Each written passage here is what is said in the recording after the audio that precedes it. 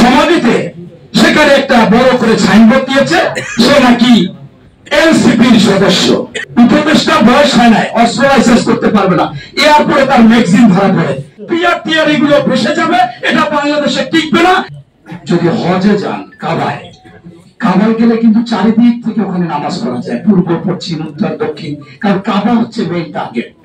সেই দেশে যেমন কাবায় চারিদিক থেকে নামাজ পড়া যায়, এখন যদি আমরা বলি যে বাংলাদেশে নামাজ পড়তে হবে পূর্ব দিকে, এটা কি কেউ মেনে নিবে? নিবে না, কারণ এটা বাংলাদেশে প্রচলন নেই বা এখানে হতে পারে না।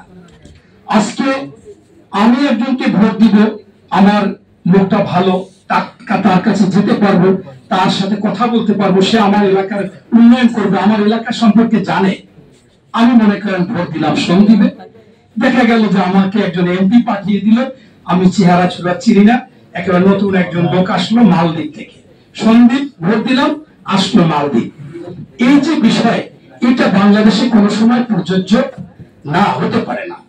তাই আমি সেদিন একটা টকশোতে গিয়ে বলেছিলাম যে এক ভদ্রলোক বিয়ে করেছে, বাচ্চা হয়েছে, ওই মেয়েটার আগে বয়ফ্রেন্ড ছিল, এখন সকল বয়ফ্রেন্ডকে সন্তানের ভাগ পাবে?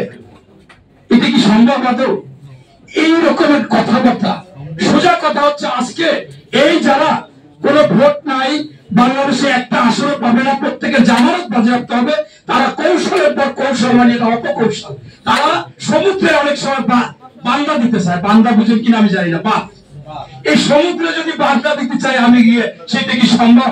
আজকে বাংলাদেশের সর্ববৃহৎ দল বিএনপি, এই বিএনপি হচ্ছে সমুদ্রের মতো মানুষের কাছে স্থান করে নিয়েছে, এবং শহীদ প্রেসিডেন্ট জিয়াউর রহমান বিপ্লব থেকে তেতুলিয়া সকলের কাছে পছন্দনীয়, খালেদা জিয়া পছন্দনীয়, তারেক রহমান তার প্রতিচ্ছবি, সেখানে অন্য কোন কারো স্থান নাই। তাই তারা পর্যায়ক্রমে এক এক সময় বলে আগে নির্বাচন নাকি সংস্কার, আবার বললো আগে নির্বাচন নাকি বিচার, আবার বললো স্থানীয় সরকার নির্বাচন নাকি জাতীয় নির্বাচন।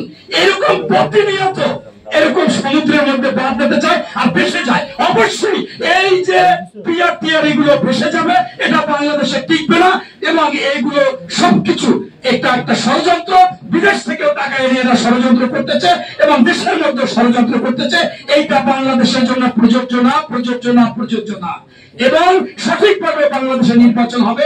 আজকে যারা আন্দোলন সংগ্রাম করলো, আপনারা জানেন যে আজকে আমরা অবাক হই, সকল পেপার পত্রিকা মিডিয়াতে এসেছে আবু সাইদের সমাধিতে সেখানে একটা বড় করে সাইনবোর্ড দিয়েছে, সে নাকি এনসিপির সদস্য।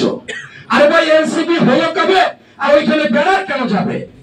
এই যে সস্তায় গুড়িয়ে নেওয়া, সস্তায় দ্রুত ক্ষমতায় যাওয়া, লোভের পর লোভ, আকাশচুম্বী লোভ, এই লোভগুলো আজকে যাদের উপর ভর করেছে তারাই বলতেছে পিআর পদ্ধতি। একজন উপদেষ্টা বয়স হয় নাই, অস্ত্র লাইসেন্স করতে পারবে না, এরপরে তার ম্যাগজিন ধরা পড়ে, কি উত্তর, কোন উত্তর ভালোভাবে দিতে পারতেছে না।